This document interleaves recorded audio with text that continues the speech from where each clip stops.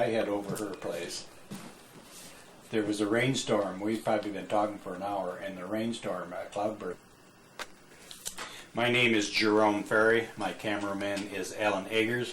We're doing a video interview with Mr. Charles Krejci, a lifelong resident of Cedar Rapids who made a career in the banking business. Charlie, could you tell us what year you were born and where you were born? I was born in Cedar Rapids on September 5th, 1909. It happened to be Labor Day. My mother thought it was Labor Day because those days the doctors recommended that kids be big. And I was born in Cedar Rapids. I've lived here all my life. Did you have any brothers and sisters? I had a brother, Wes. He was older than I. And I had a sister that died when she was a young gal. She was next to my brother, then it was me. Then I had a sister, Lucille, and I had a sister, Estella, and then my young brother, Edwin, and they're all gone. So you had a good-sized family. Yes, I did. What was your parents' names? My father's name was Anton, but he's known by Tony. Nobody ever, Anton Krejci. He was a carpenter, and and he came here from Pilsen, Czechoslovakia, with his parents. And my mother was born in South Dakota, and her people came from Europe also. And she was from the Klecker family, and her name was Bessie Victoria Klecker Krejci, I guess the way you'd have to put it. Mm-hmm. So where did they send little Charlie to school at? Where did I? Yeah, where'd you go to school? I went to school at Van Buren, which was tore down to make way for I-38. It just broke my heart. It was a big, nice building, and it was built, well, I don't know, about 1884, I think. And I went to school there, started in kindergarten, and went on up. Then the school people decided to make it a junior high school. So I had to leave there at 4th and had to go to Hayes School for 5th and 6th, then back to Van Buren School for 7th, 8th, and 9th. And we were, at that time also, the school district decided that the Grant Vocational High School would be changed into a regular high school. So they started to change that into a high school, so we were the first class. Well, then they made a regulation. West Siders go to Grant, East Siders go to Washington, and so all the athletes moved to the East Side. But anyway, we were the first one that had to go there, and that was in 1927. That's right at the beginning of Depression, and it was tough for the gals to get a dress for graduation. And same with the guys, because about all they had was maybe a pair of pants and overalls, and that was it. So they decided to get gowns. So we were the first ones to wear gowns. But if I remember right, it cost $2.50 back then. But that was a lot of money back then. And they've been wearing them ever since. And we also were the last high school class to graduate out of the old Cedar Rapids Auditorium. And that day it just poured and poured and poured, but I remember that as if it was yesterday. And then after that, all the graduation ceremonies were held in the memorial building. What type of what kind of a man was your dad? Was he a fun type person, or was he so busy trying to make a living that? I could tell you here. We did her here.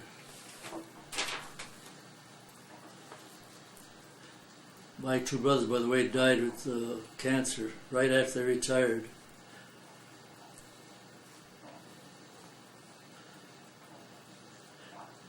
My father was a carpenter who possibly lived to be 100 years old, had his life not been wiped out when he was killed. He was hit by a wild driving young man who almost hit a woman a couple of weeks before. He always had his pipe in his mouth, and the pipe was found a half a block away. His body was crushed. But my father had many, many friends. He always was friendly to everyone regardless of color or social standing. This was bore out by the number of people at the funeral. He had so many flowers, it took an extra room to hold them. But he liked everybody. He had no enemies that I know of. And he talked to anybody and made friends. Well, Alma bear that out. And when she was gone when he got killed, and when she came back, she heard about it, and she was so upset, she wrote to Bud Stepanik's sister. Bud Stepanik was at the bank at that time, and told her, and we lived next door to wealthy people. They had a brand new great big house, and a great big car, and they never had anybody visit them, relatives or friends or nobody. And the father was a butcher in the building that is now Seacrest, not Seacrest, that meat market down there now. Paulina? Huh? Paulina? Paulina? Yeah, Paulina, that's where it was. But anyway,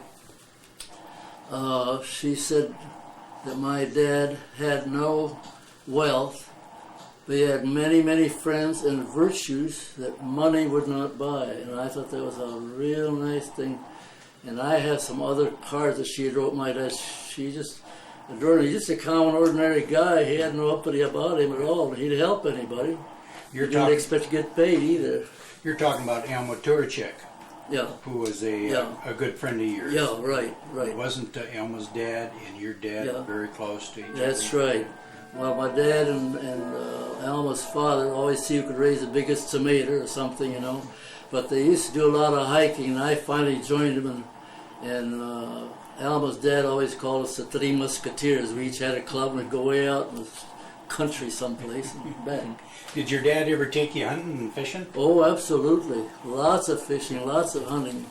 Not in the early days because they didn't have the money to do any shooting.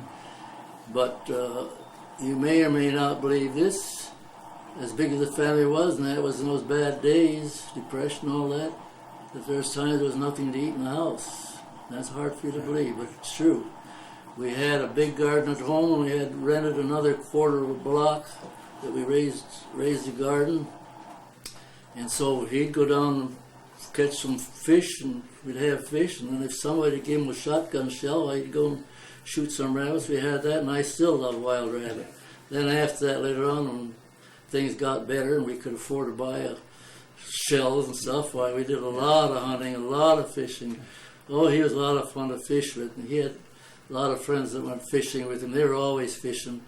And always, too, this friend of his, whenever there was a flood, and there usually would be a lot of fish got stuck in a place and didn't get out, he and his friend would go and seine them out and put them back in the river. So he was quite a conservationist. He was great for outside.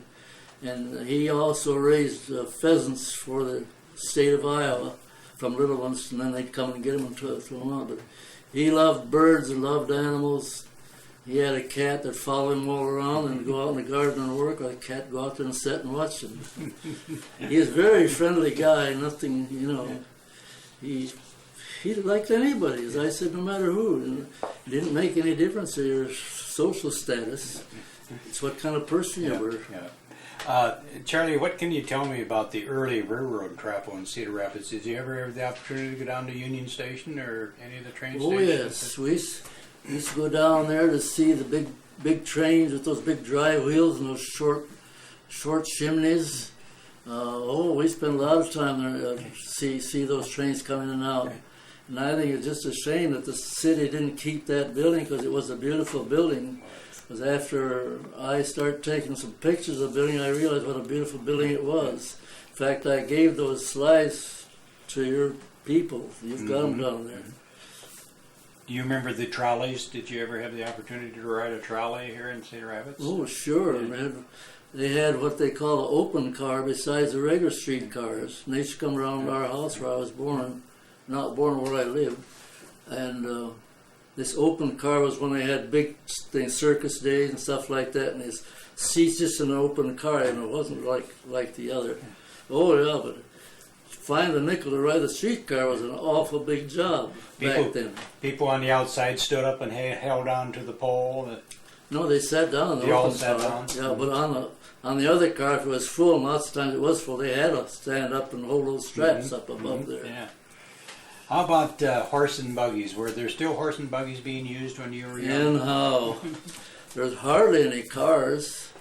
Then in the wintertime they come with their sleighs, of course, but no, the farmers bring their stuff in a horse and wagon, and there was very few cars. Lots of horse and wagons.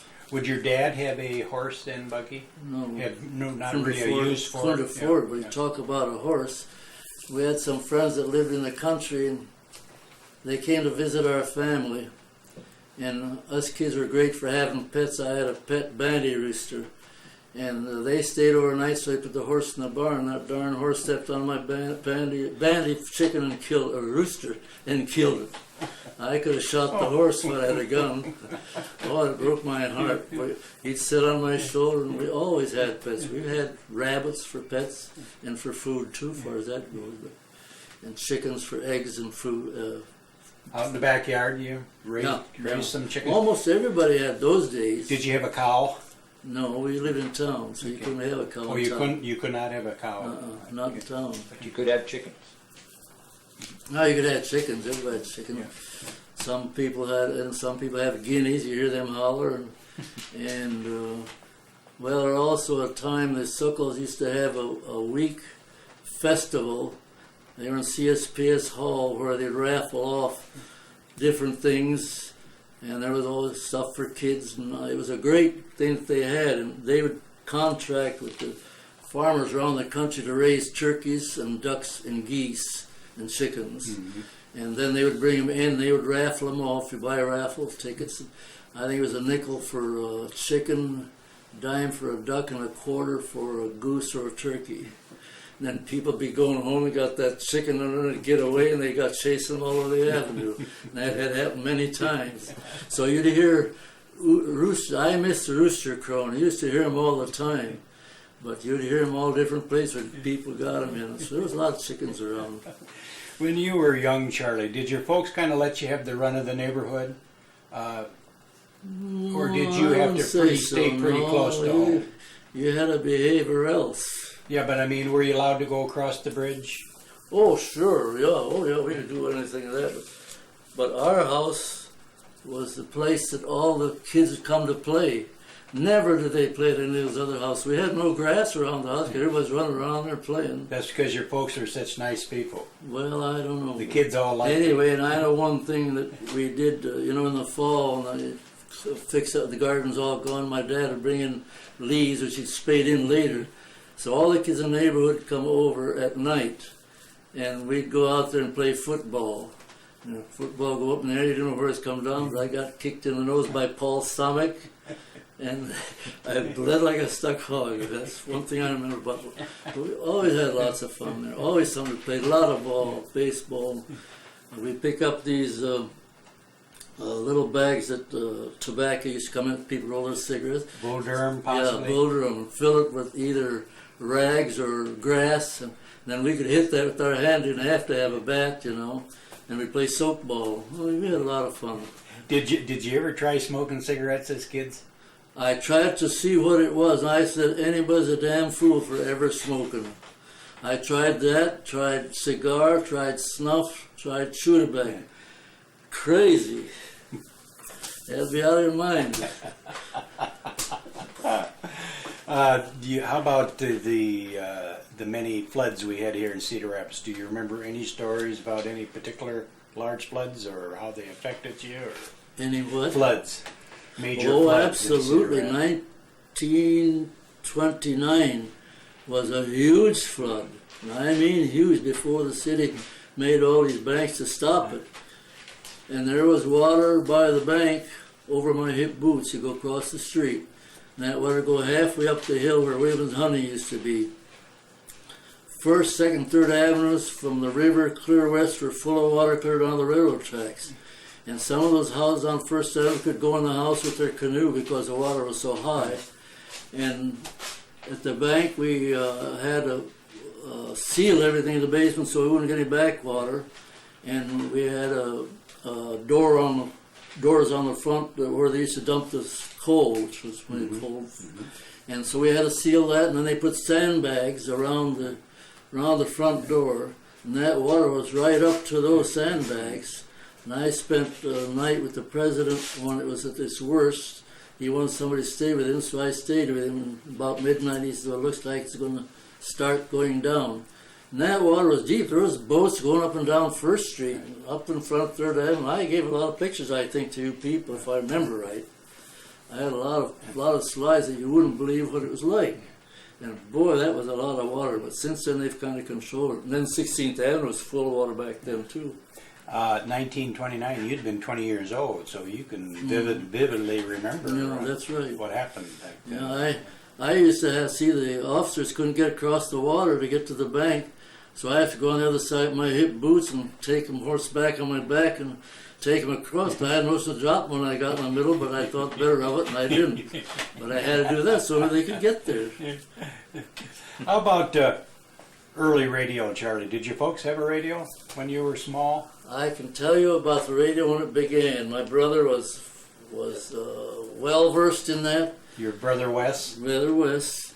And that was way back when, and the first radio that ever was devised was crystal sets.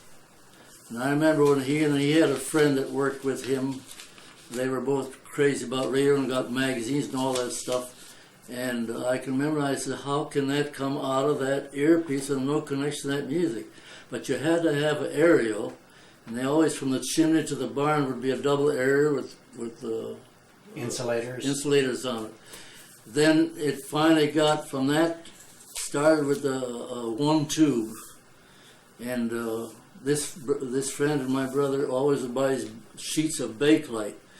And there was no place to buy radio parts, and you had to buy all the stuff that you want to put on the dialing and all the stuff, and drill all your holes and fix it all up. And they used to save oatmeal boxes and go down to the shop and buy wire and wind their own wire and put those little tabs, and that'd all be attached to that. And there was coils that you'd wind, little ones like that. And from one tube went to two tubes, and kept on going till it got cut up to 9 tubes. And there was huge couplers then, but all that stuff they did themselves. There's no place to buy it. And this fellow, it was became a professor at Ames. But another thing I'll add to that, my dad tore down a building by Quaker Oats, and he brought the lumber home and built us for us kids a playhouse. Clubhouse. Just built it. So my brother puts a padlock on it. We never ever got to use that padlock because that was all the radio stuff, all the stuff. And you had, I can remember they had to solder. They had a thing blowing it and hold it. There was none of this stuff we got today. Today it's simple. You've got all that stuff and buy all that stuff. Yeah. But it was wonderful to think that you saw that from the beginning up to as it is now. Did your brother, did he pursue a career? I know he went to work at Collins Radio. He had a job in the office at St. Clair. That was a big operation back then, probably, I don't know how many thousand people worked at that time. That was a big operation. And then then somebody, they wanted somebody at Link Belt, and that's where my other brother worked. So he went over and I said, Wes, you're nuts with your radio stuff. What the hell are you doing here? Let's get over to Collins. So he finally got over there, and that's where he retired from. Yeah. And a year after he retired, he's dead. Did he smoke? No. Didn't smoke? Mm-mm. How old was he when he passed away? Well, he had just retired, so probably 65, I suppose. Okay. Early telephones. Did you folks have a telephone, or did you have to go to the neighbors? We had a little square box on the wall. Had to have that because my dad they get jobs, and call that. But everybody in the neighborhood used it, which is all right. Yeah. And I still remember the number was 4982W.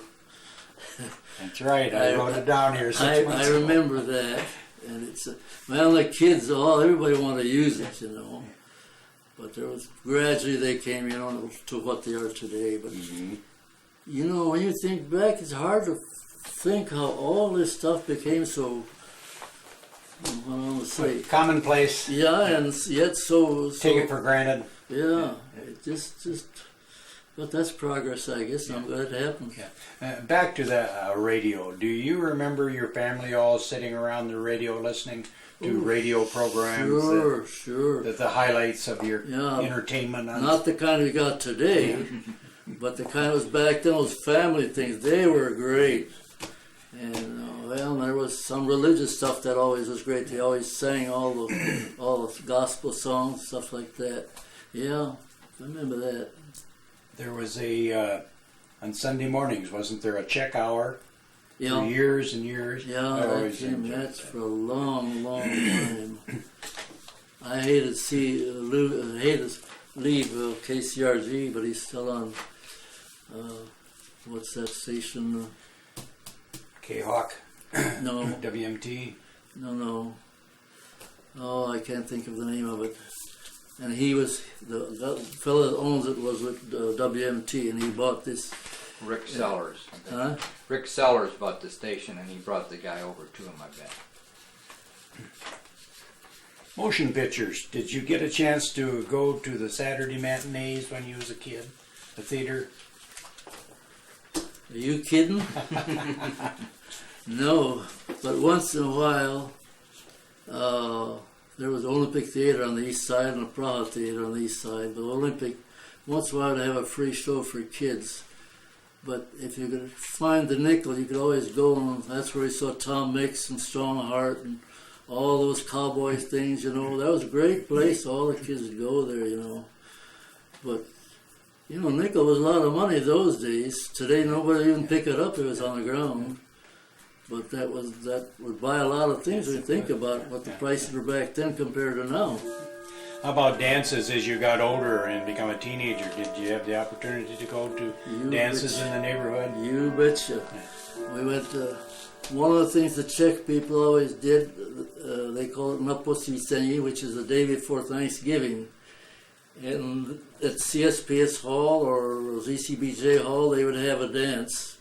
And they took the family always. Anytime they had a dance or anything, they always took the family, everything, no matter what went on. So we'd all go, and they'd have a great time. Then, of course, when I was younger, then we had able to have a girlfriend and able to afford one. We had Danceland, and they had all the big bands, all that from Chicago played. Boy, that was wonderful. It was the nicest floor, the nicest place. No liquor allowed or nothing. And then when they allowed liquor to come in with that thing, just went downhill. It was a shame. It was a place you wouldn't have to be ashamed to take a girl any place. Then there was another place called Green Parrot, but boy, that was a knockdown drag out, if you ask me. It's up above the Firestone store that used to be across the street from KCRG, is now right on that corner. And this was upstairs. And I remember they asked me one time to play my accordion for Charleston contest, but I was glad to get out of there, man. Booze and crazy nuts. Smoke so thick you couldn't see. Yeah, it was awful. But that dance was so nice. And another place to dance that used to be, they called it down at Ellis Park.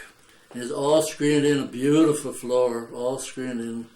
Oh, the name slips my mind, but I can remember it. But that was a nice place too, peaceful, and no mosquitoes and that too, and it's all screened in. I said good, but we had all these good bands. I can remember when Lawrence Welk played. There used to be a place out there on the River Road. I thought it was a barn. Mayfield, Mayfair? Yeah, I know what you're saying. Riverview? No, I don't know what they call it. Some kind of view it was, I remember, but that was... And then there was one out in the woods, kind of northwest of Ellis Park. It used to be quite prominent, too. Oh, then there was one on southeast of Cedar Rapids, which had outside place, and a lot of the Czechs would go there and have their picnics and have their dances and all that stuff. It wasn't Drake on Mount Vernon Road. On Mount Vernon Road. Way out. Yeah. And I can't think of the name of that either. I wish I could think of it.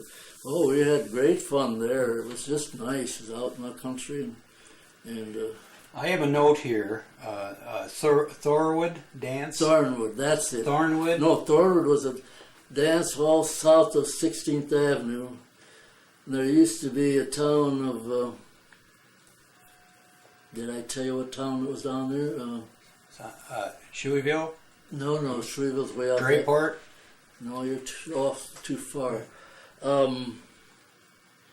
Anyhow, it was a little town just stuck down there, just across a little, maybe below the packing plant, on this side of the river.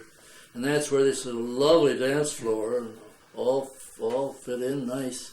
And that was a nice place to go to dance too. Thornwood is what they called it. And I remember at that time I had a band, and we had a battle of music with a band from Nebraska, and we beat them. But I had some powerful guys. I had a trumpet player from the U.S. Navy. I had the banjo player from the big banks in Chicago, and had a trombone player from Krill's band, and Krill is comparable to Sousa. And what else? There was some of that's the caliber of people I had, and we had a lot of fun. That's when impression was at its height. We just had fun. Sometimes we never got paid, but we sure had a lot of fun. We broadcast from WSUI a time or two, and I can remember because I had to buy the orchestration, but you could get all full orchestrations for 35 cents from Chicago. Everything in there, you don't need them all. But we had such nice guys, such a bunch of guys, and we had a lot of fun. I'd give anything if I had that band today. Do you remember a George Slavenka? Sure, fiddle player. He was a very good friend of mine. Well, he played in an orchestra at Strand Theater. Yes. Oh, I liked George. Yeah, I liked him. He had a summer home down by mine, and I used to be his handy boy. And I liked him. Yeah, I remember that. Carnival Week. Does that ring a bell with you? Long time back. Carnival Week. Lots of carnivals. They'd come. Carnivals and circuses. Of course, when the circuses came, though, you had a parade. With carnivals, you never had any parade. But, then these circuses, of course, you didn't have money to get in. If you go out there and walk around, maybe they give you a job, well, then you get a ticket to get in. It's free, and that's what we'd all do to do that. Yeah. I remember one time, I didn't have a ticket, and I was kind of peeking, like some of the kids, where the guy says, "Go on," and he opened it up and says, "Get in there." But you see, you just didn't have the money. You had to make your fun no matter what you did.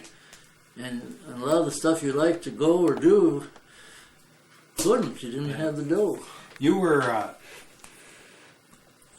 I have a note here, the bazaar, the Sokol. Yeah, that's the Sokol Bazaar, which I told you about back when it was rationing off with chickens and all that stuff. That's what that was. Mm-hmm. I wish they had it today. That went on for a full week. That was quite a thing. How about the community theater? I have a note here, gypsies. Yeah. Yeah, they used to, boy, everybody locked their doors when they come in. They'd come usually when there's a circus around, or lots of times they came at carnivals. And you had to watch your chicken coops and all that stuff. Oh, yeah, there was a lot of that happened. They actually would steal the chicken. Absolutely. Absolutely. How about Green's Opera House? Did you ever? Yeah, I unfortunately only saw one show there, and that was John. That log cabin. Uncle Tom's Cabin. Uncle Tom's Cabin is what I saw. And that was an amazing place and a big place, and I regret that they ever let that get away. And I can remember I was so impressed when they was running on the ice. It looked like ice was running all over the stage. Just unbelievable. But I wish I could. But there was a lot of big actors and stuff came to that thing. That was really for the elite. That wasn't for guys like me. Do you ever remember the Cherry Sisters? Oh, sure. In fact, one of them was a customer of the bank. So, really? Yeah, she always drove a Cadillac. Yeah, I remember them real well. Did you ever get a chance to see him perform? No, Never did. I didn't have enough vegetables to go. Why? Was it because they were so bad they were good? Yeah, that's right. They thought they were good. They were satisfied. They went all over though. But they were so bad the people laughed. It was funny. Yeah. They enjoyed it. Everybody talks about them. They made the what do I want to say, reputation they wanted, I guess. As long as they were making money. Yeah. How about Well, they Grant? must have had money because, she drove the Cadillac and they always had nice clothes. I don't know whether they were relatives of that J.G. Cherry company that used to be here. I know. That became this company now that's over here on Wilson Evergreen. Avenue. Yeah. Evergreen. But I remember because I had an uncle working there, so I don't know whether they were that. Then there were some Cherries that were on the board at Merchants Bank. So there might have been money someplace, and I don't know, but they always had nice clothes, and as I said, drive that big Cadillac, touring. Did you ever have the occasion to meet Grant Wood, the artist? I'm trying to think whether I did or not. The gentleman that always wore overalls? He was my favorite artist, and I was very fond of him. I've got tons of stuff upstairs that has to do with anything Grant Wood had anything to do Really? with. I don't remember. Probably not. But I was very fond of him, and the school board had a teacher teaching art in the schools, and he was one of Grant Wood's students. And I want to take painting lessons from him. And he painted, have you ever been in that WFLA office on 1st Avenue, 19th Street? Go in there sometime and see the painting on the wall that he made. It's a huge painting that he did. And that's something to see. That's quite a story behind it. WL? WFLA, it was ZCBJ before. Okay. That building on 19th Street and 1st Avenue. They'll be glad to have you show you. But that's some of the painting he did. And then we in the bank had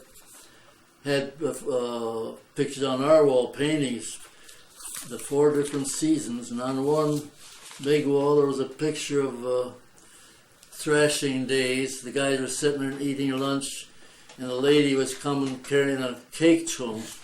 And as they kind of needed some touch up, we had this fella touch those up, and he painted that woman with the cake like as if she's pregnant.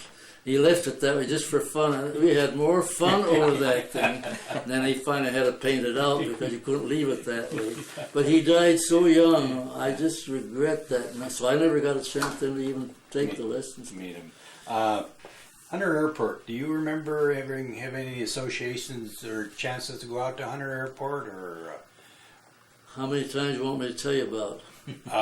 Well, just a couple that sticks. That I was nuts about airplanes. I was out there a lot, and I think I gave a picture to your people of the first open air mail plane of United Airlines that come through here. I was out there, and I happened to be in the picture that the Gazette took, and that's what I think I gave. I think I gave a copy to that.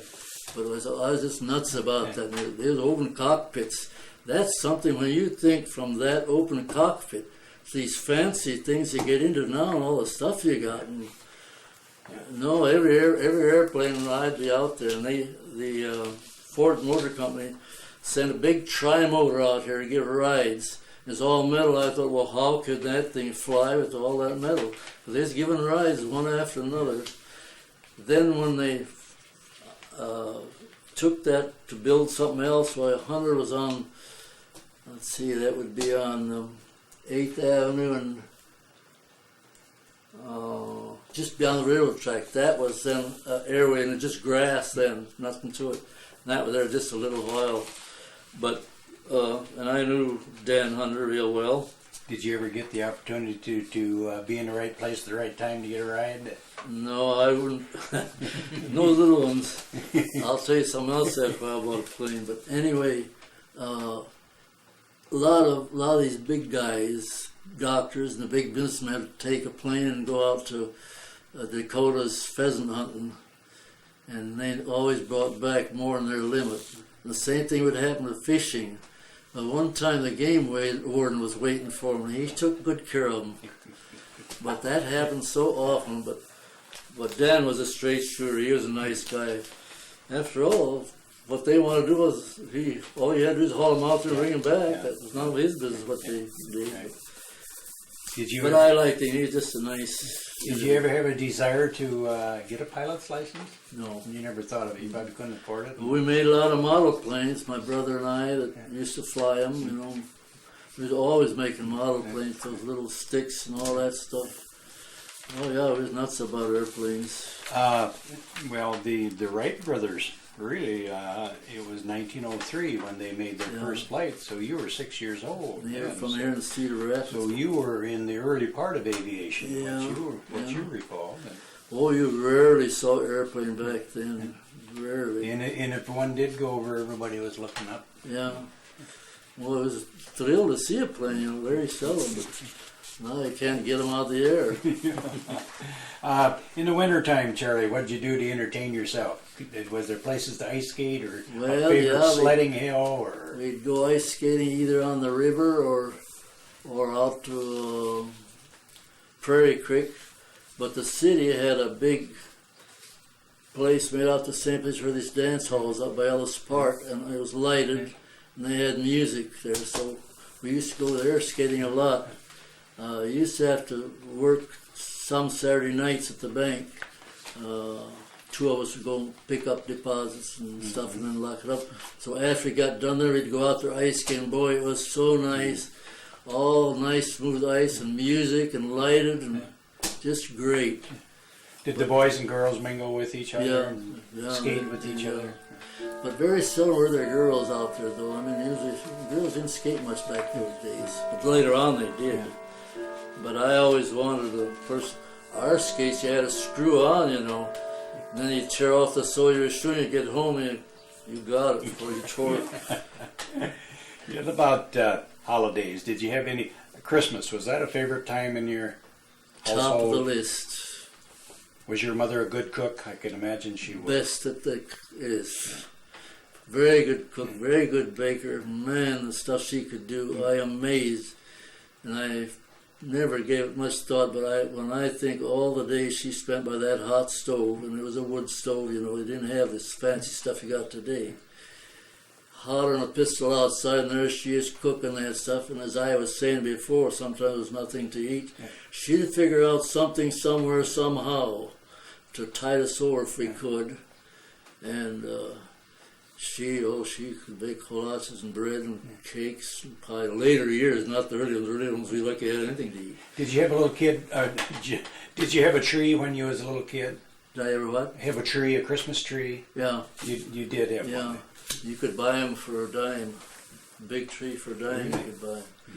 Yeah, and you had candles though, then you didn't have, but you had to be careful and watch those candles. It's funny that there weren't more fires back then in the houses at Christmas time. Was those candles sticking up there, and sometimes in that tree get awful dry after a while, just a touch and phew. And it's amazing, but nothing ever happened that I know. But we had all the old-fashioned stuff on the balls and stuff that come from the old country, and all different little mannequins and stuff. And it was a great, great time. And that was always time for peanut brittle and what's that white candy? Divinity. Divinity. Yeah. Always had that. And, that was everybody was in such a good mood, and everybody liked everybody, and it was just a great, great time. Was a lot of the people church-going people? Do you recall? No. I don't think many of my church people went. I don't believe. Of course, I couldn't go because I didn't have clothes to wear. They wouldn't let me in there with overalls. No shoes, no shirt, no They'd service. probably let me in there, but I would be blushed to death. How about the 4th of July? Was that a big time for a You young betcha, kid? that's second after Christmas. Couldn't wait for that. And we always, in our family, the kids would fight to see who could get up the earliest on 4th of July morning and get the flag out. And of course, in this area that I live in, this used to be all farmland here. When I was a kid, I used to come here and pick strawberries and cherries and currants and gooseberries and that kind of stuff to make money so I could buy fireworks. Otherwise, I didn't have any money to buy them. And as you spend the whole summer, you got a penny for picking a quart of strawberries. And they always was 24 in a crate. And I always hoped I could pick a crate in one day once. We'd be there at 6 in the morning till 6 at night, and I'd bring our lunch. But so we didn't have a lot of fireworks, but we had a lot of fun. One of the things that I think about the fire station that was at Riverside Park. They took this 5-gallon ice cream can and drilled a hole in the back of it and buried it in the ground and had a lid on it, and they put carbide in there and then lit it. And man, that was so. We finally, all of us kids in the neighborhood got together and we got a whole ice cream can. We did the thing, and we had arranged. One guy would check to see if there's enough carbide in it. It was 35 cents. You got a can that lasts you for years.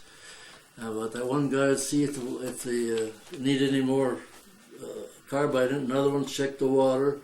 Another one would see if the lid gets on tight, and another one would touch the match back. But one of those rich kids, one of my good friends was looking to check it. He didn't. Lucky it was after it's pretty well spent, but it still whoosh, singed all that around here. We were lucky. And Paul Summick's father, and Paul Summick's grandfather was the pastor at the church there that I was talking about. But Paul Summick's father came and said, "You are making too much noise. You got to stop making all this noise." Well, it was 4th of July. Why did you go tell that to the firemen? But you'd get those little lady crackers, if you know what I'm talking about. Yeah. Mm-hmm. Bob and Nicholas, 4 or 5 little bitty things. And you made them last long. That's what you had to do because you didn't have money to get a lot of them. Then later, when you worked and had a little money, we'd always get together and a bunch of us buy a whole box of salutes so we'd have them, And we like to take and shoot them way up in the air, And these, what's those round balls, what they call them? The Dago bombs or whatever, bombs of some kind. Anyhow, we had that big strong slingshot, and we'd put it in there. One guy let him shoot right in there. We lit one once, and there was a big fuse and boom, and just tore all that leather all off. And lucky it didn't wreck somebody's hand, but it could have.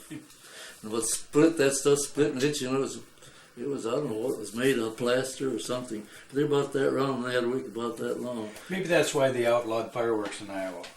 Huh? Maybe that's why they outlawed fireworks in Iowa. It's kids like you got us I in trouble. felt bad when they did that. I think that's one thing they should have left the kids. What's supervised? What's the difference? Yeah. Are you ready for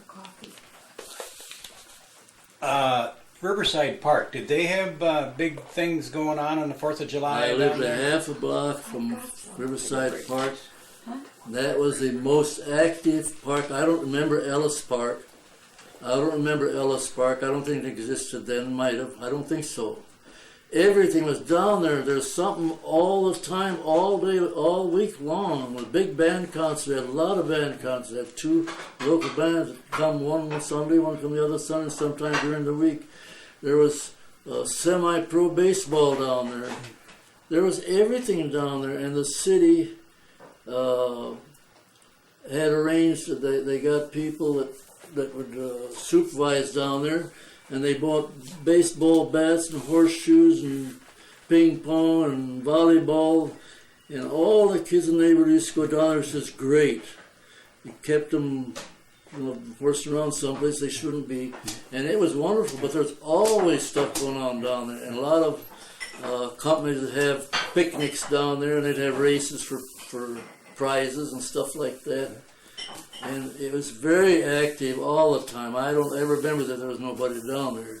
There was probably more for children to do then than there is now, as far as keeping them out of trouble. Oh yeah. Talking about the children in your day and age, did they have trouble with gangs or a group hanging out on street corners and doing? I never got in those places, and I couldn't tell you. Yeah. How about the police and the firemen? Did they have any respect from the kids, or? I'm glad you brought that up. Firemen, policemen, and mailmen were our heroes. We worshipped them. And at that fire station, I'm sorry they tore it down. I fought it, and even our Czech Heritage Foundation fought it, but they wouldn't listen. But the first time that they sold a piece of the park to Pelican Ford, that spoiled the park. And then they give them this and put a parking lot, and that is a shame, because there was firemen there that were just wonderful to the kids. We had no trouble in the neighborhood. They'd tell them stories, they'd play with them, or they'd play horseshoes. They always had horseshoes there, tell you stories and stuff. And threw me off center now. Let's we'll go from there. Charlie, 16th Avenue, I know, was a very popular spot for the Czech people. Tell me what it was like on a typical day down there in its heyday then. Well, it was just busy, a lot of people, a lot of visiting, and the farmers, used to bring their eggs and stuff, chickens, and trade it for groceries.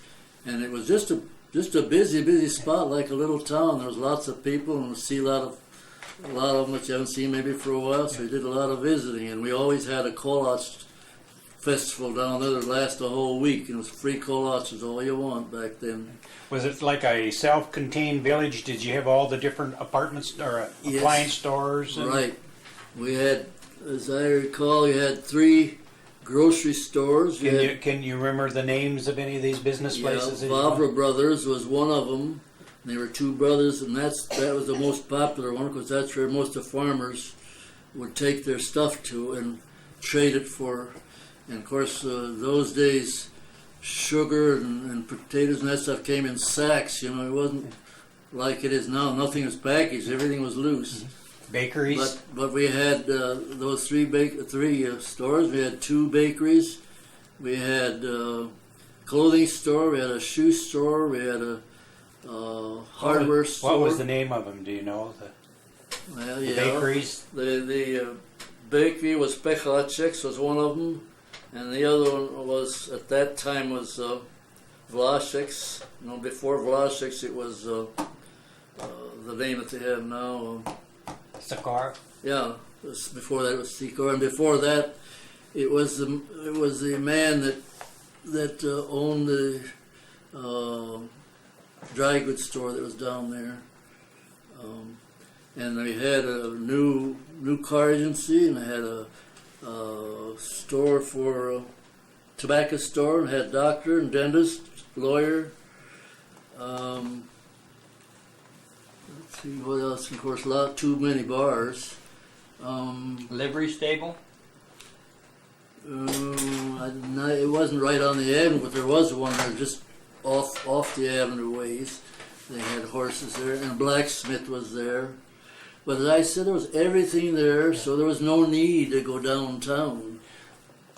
Did the Czech people from the surrounding countryside, did they do all their trading in 16th Avenue? Well, I don't know if they did all, but if they were Czechs, they would be there. Yeah, they would come in. They'd come from these little towns, a lot of them. It was just a lovely time to be alive, really. It was so friendly and warm and just nice. In most small towns, Saturday night, the small towns come alive because the farmers all come to town to do their trading, their eggs, their milk, and to get their groceries. With it's the same with 16th We Avenue. had 2 drugstores too, and that one had a ice cream bar in it. And we used to watch through the window the guys getting their what do you call it? Not milkshakes, the other one, and we couldn't afford it and just stand there and watch them. We had a kid in our group, his dad gave him money every Saturday to go get his malted milk, that's what I was trying to think of. So we had to stay outside and watch him while he drank the thing. And those drugstores had a lot of things in it, not just a drugstore, it was kind of all kinds of stuff in there. And this one was a post office too, along with it. Did the Czech village have its own post office? not its own. It was be like a branch, I suppose you'd call it. Did a lot of business though, a lot of business. Was all the mail, was that picked up by people on foot, postmen on foot, or?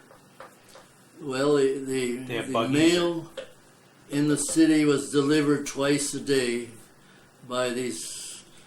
Did I tell you about the uniformed men before when we was on or not? No. No, the mailmen all had suits on and a blue shirt and a tie and a cap, and they had that big leather bag, and they'd go twice a day to deliver mail, and then greet you and visit with you a bit. And as they went along on these mailboxes scattered all over the city, they'd pick up the mail there and take it back over. And when they'd come to their particular route, they had to come on a streetcar. They didn't have all the stuff they got today. And they're always so neat and so clean, so kids just worshipped them and looked up to them.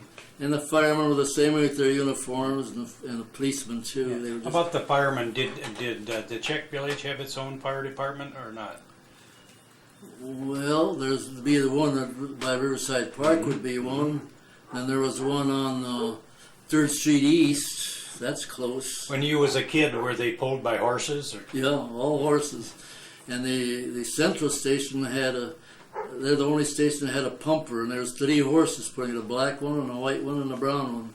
I can remember when there was a fire at the Starch Works, and they came, and I admired those horses, how pretty they had that big thing that make the pumper to force the hose, you know. But, and those horses were just the most beautiful animals. Of course, they were well kept, big, strong, sturdy Percherons, and they were really nice. And as I said, the policemen were just like fathers to the kids in the neighborhood. No problem. Kids just loved to go there to get their books or have them visit parties, or they'd play games with them. And they always were playing horseshoes, and they were experts at horseshoes. Boy, they could throw those ringers almost every time. And they were very, and policemen too. Policemen were good to the kids, and kids loved them too. Yeah. You mentioned the Douglas Starch Works. Let's touch on that. What do you recall of the Douglas Starch Works fire? Well, Where were you when it happened? That was 1919, and I was laying on the grass in front of our house. I lived on 13th Avenue between C and 1st Streets, and my little sister's across the street riding a trike, and all of a sudden there was this big explosion, and I thought it was a big storm coming. I looked, and way up high in the sky, just way up high, it's all black smoke and a lot of fireballs and a lot of lumber and stuff. And that lumber flew as far as they said as Ely. And talk about scared.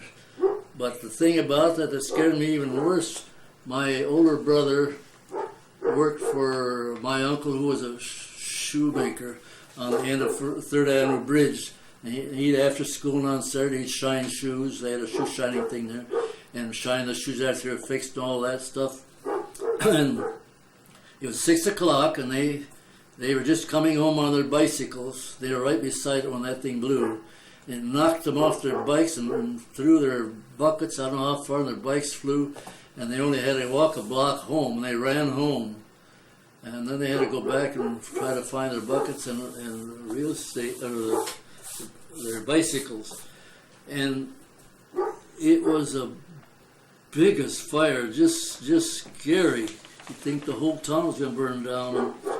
And I can remember Alma Turchik's father was out in the yard, and a great big timber come down, just missed him. Boy, if it had hit him, it would have been bad. But we were so scared that we didn't want to stay at home and sleep, because that fire just scared you. So we went to my aunt's, who lived on 16th Avenue, and stayed there overnight. But and Uncle said how he was there trying to help and save people.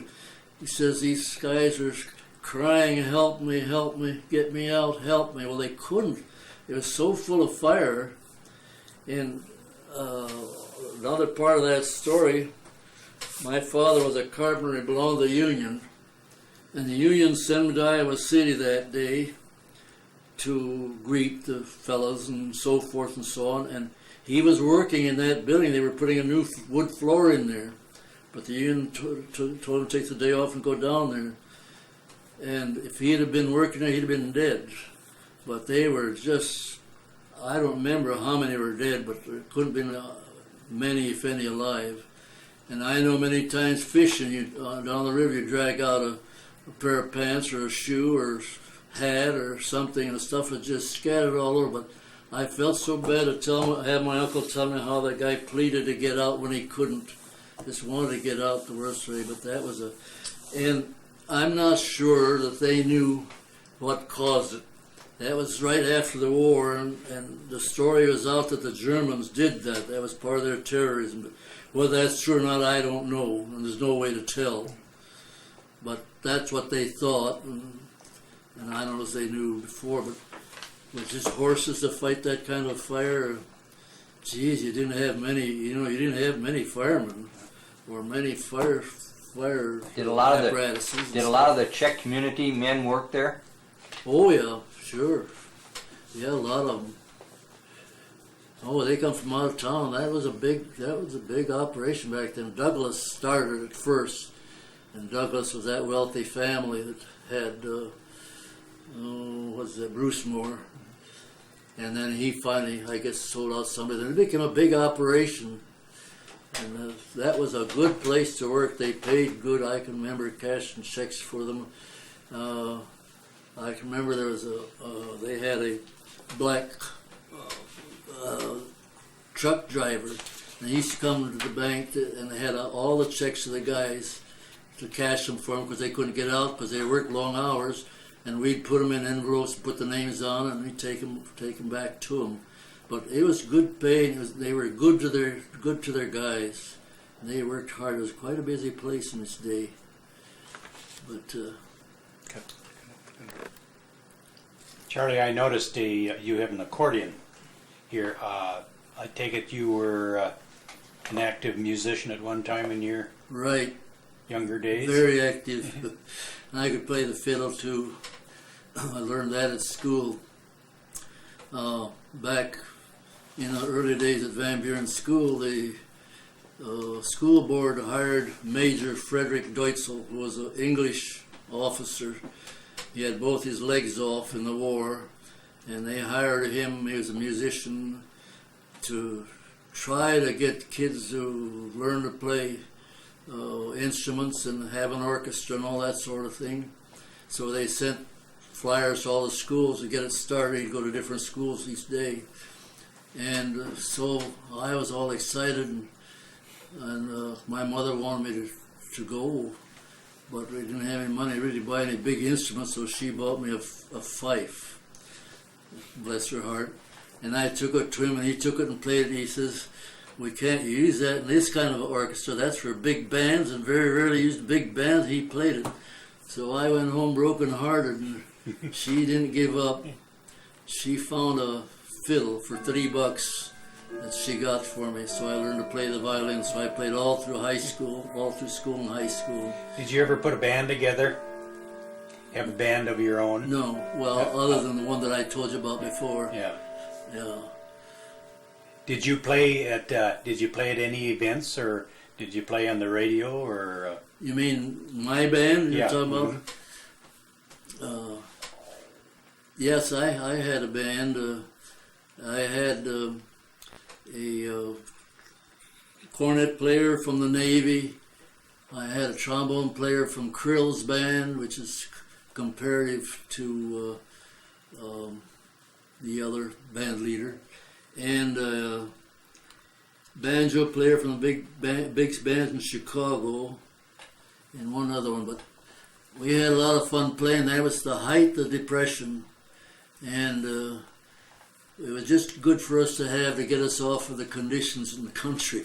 And we had a lot of fun playing. We broadcast from WSUI, and we had a battle of music at Thornwood Dance Hall with a band from Omaha, Nebraska.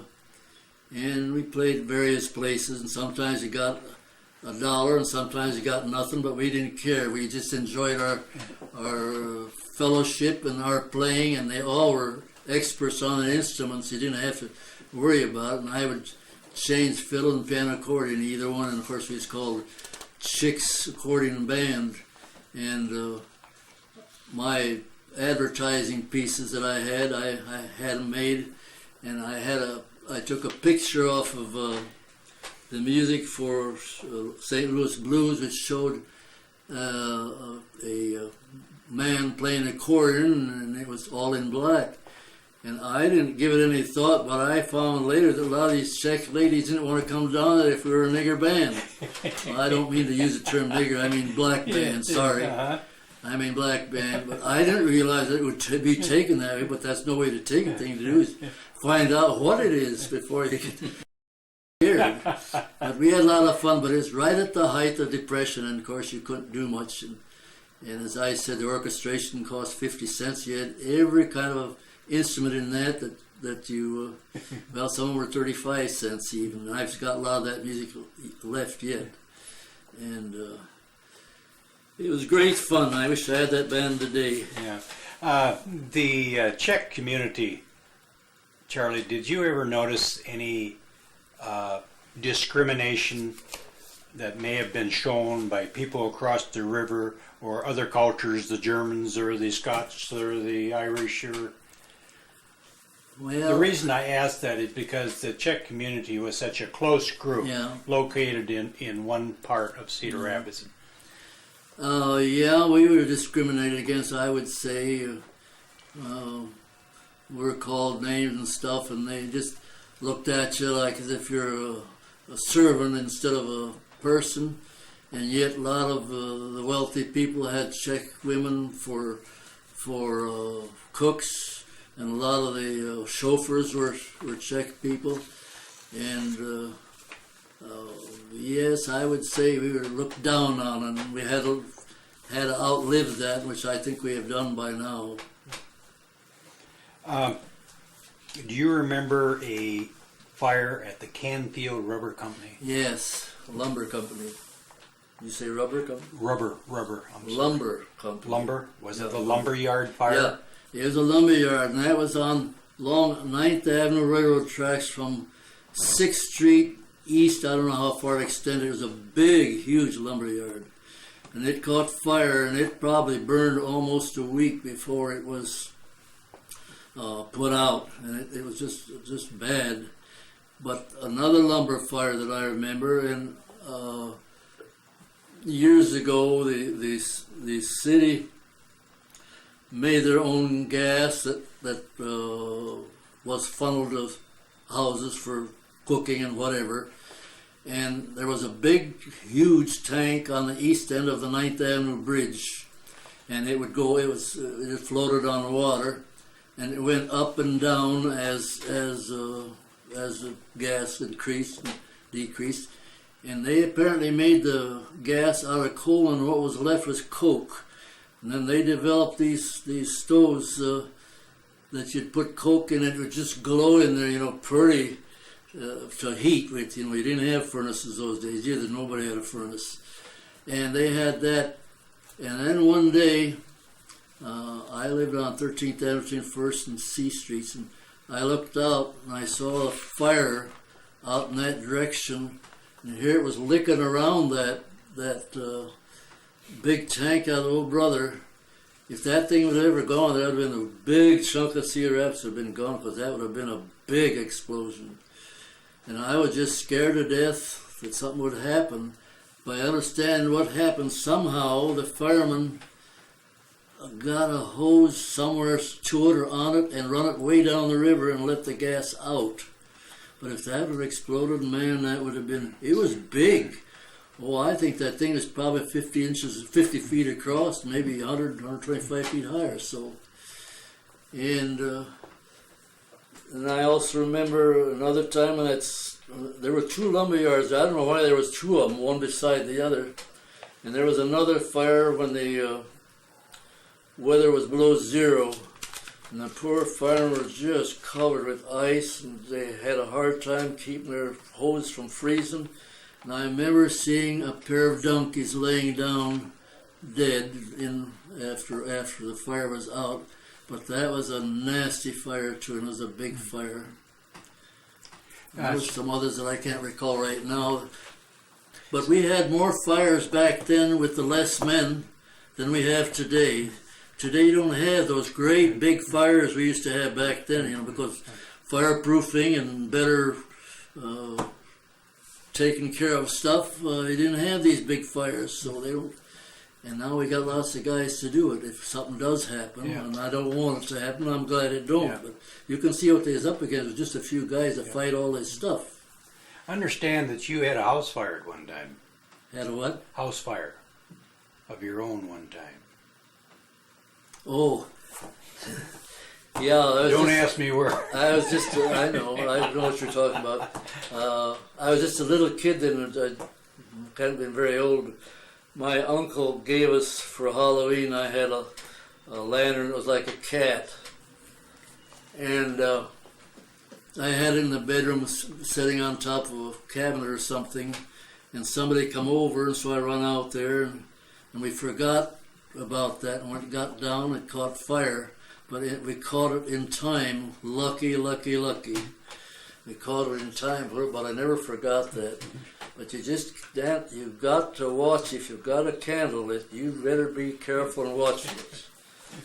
That's what used to scare me on these Christmas trees when they used to use candles instead of lights. Dangerous. Do you remember the company Dearborn Brass? Absolutely. They were very good friends of mine. And they were good customers of the bank. And they did a big, big business. And later, when some of the owners died, the E. Conan Sons took over and ran that then for a long time. But that was a good working place for people. A lot of people worked there. It was just a good operation. So Dearborn was a family name? No, Dearborn was just their name. I can't think of the name of the president. He was a nice guy. I knew him personally. I knew a lot of those. You know, that's one thing about the bank. You got to know lots of people. And some of them just treated you like as if they were your father. It was just great. That was the greatest time of my life when I was handling people, working with people. Did you know a Dr. Lippisch that used to Absolutely. He was a personal friend of mine. He visited with me every time he come to the bank, and I did a lot of things for him, and we'd visit about things, and if he'd go someplace, he'd send me a card, and his wife, she'd come in and talk to me too. He was a terrific guy, and he was disappointed that when the United States took him and this other one that I can't think of his name. Dr. Werner. Huh? Werner von Braun. Yeah, von Braun. They gave the job to von Braun, which Lippisch knew more than that von Braun ever knew, because Lippisch was the one who developed that wing. You know, they said, "Oh, it won't work. It won't work." No, that's all it is. Yeah. But he was such a nice guy, and I visited with him a lot. And he come in the bank quite often, and I liked him very much. He had a son, George. That's all that I remember. But he was a brilliant, brilliant guy. Why do you suppose the two of you hit it off so well together? Well, maybe you're both from the roots from the old country. When I hired anybody, I impressed upon them we have nothing to sell here but service. If you can't give service, forget it, and give it service with a smile, even though you got a bellyache. Be smile. It takes less muscle to smile than a frown. I used to tell them, and I'd tell them, smile. It looks good on you, and I would just had that attitude, and I knew that I'd have to be good or I'd get fired, and so and wanting to learn more, I'd try to learn everything I could and try to be as nice as I could. Well, it paid a lot of dividends for me in many ways. Yeah. George, I know you made your career in banking, but I don't think we're going to go into it in this because I know there's a story there by itself. We're going to do another tape on your banking career and your banking experiences. Fine. So we can thoroughly cover your career. But one thing I did want to ask you, when you was a kid, what was some of the games you played to keep you busy and keep you out of trouble? Oh, run, sheep, run, hide and seek. You were making a list of one time of all the different games you used to play. Oh, I've got well, yeah, I don't know where I got that. Yeah, I made a list of the things we do. We weren't needing something to entertain ourselves. We always had so many things we have made or could make or could do. And as I said, all the kids in the neighborhood came to our house to play, so we had lots of stuff to do. Always playing ball or playing horseshoes or, I'm trying to think some of the other games. You were telling me about an arrow you used to make. Oh, yeah. For bow and arrow, we'd go down to the river where there was an island and cut a piece to make a bow out of, and then the big weeds that would be left and dried for the arrows, they had a nice point on them. We'd pull those out, we'd have them, and that'd be our bow and arrow.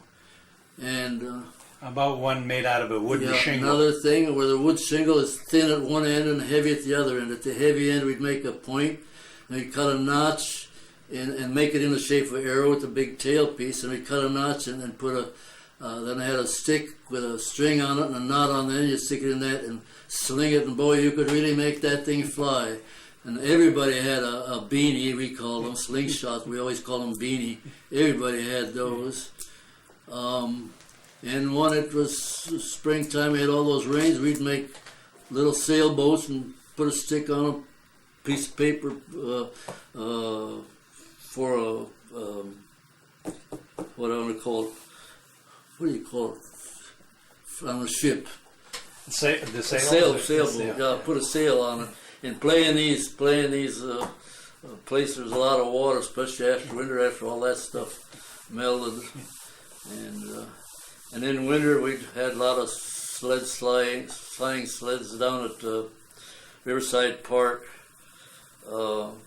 That used to be fun because they were high hills, big hills. And I hated to see that park go down like it went down, because that sure meant a lot to me all my life, and all the kids in our neighborhood were down there. We had more fun. Another thing we used to do, there was a lot of clay. There was a creek that went on the south border of the park, and they would get bottles that with corks that would fit in them. They'd bury that bottle in the clay, and then they would put carbide in the bottle and put the cork in, and as soon as it built up, where the cork would pop and fly, and they had young kids chase those corks, and that was fun too. And another thing there was that they had down there, they had 2 tennis courts down, believe it or not, back then. And of course you couldn't afford to buy a tennis racket or a ball, but I did. I don't know, I guess I borrowed somebody's racket, and I was playing this friend of mine that we did that weightlifting with, and we were playing there. Then a couple of athletes from Cook College come down and wanted to know if they could play with us. We said, sure. And unbeknown to me, they had steel rackets with steel strings. He hit that ball, he hit me in the belly, and that was the end of my tennis that day. And they were 2 football stars. They were brothers, big halfbacks or fullbacks, powerful guys, and I never forgot that. But we played a lot of ball down at the city. You know, you had playground ball, but that time your playground ball had ridges on, just like that old basketball did. So it had ridges on. But we used to have so much fun. There was a black kid that was a friend of mine, and we always tried to get on the same team together because we could both hit home runs. And we had a lot of fun down there, just a lot of fun. Yeah. Oh, go ahead. Charlie, would you like to introduce your wife? This is my wife, Martha, whom I will be married to 68 years come next December. Were you from the Czech village? No, I wasn't. I was from Urbana, Iowa, right up the road here. Mm-hmm. How did the two of you get together? Well, how did you meet? Number one, I used to have belonged to a lot of things, but I belonged to the Maccabees. Huh? Maccabees. Yeah, the Maccabees, and I became the head one there, of course, but we used to put on dances and stuff. It was in the old building where the who was the other one that had that? They had that place. But anyhow, we would always have a dance, you know, and had meetings there. And the president of the bank was tickled to death that I was there and took part. But I met her there at the dance, and also down at that that dance hall at Thornwood. And I was looking for a Czech girl that was nice looking. And How'd you know she was Czech? well, I knew that. And just to show you how much I thought of her, I walked from Riverside Park clear over to Daniels Park to see her, and walked back at midnight from there. And it was kind of nice walking back from there. The city was quiet. There was policemen around. It was just a peaceful feeling. You didn't have to be afraid to walk any place. That's a long ways to go to Coeur d'Alene. Couldn't you find a nice Czech girl closer to home?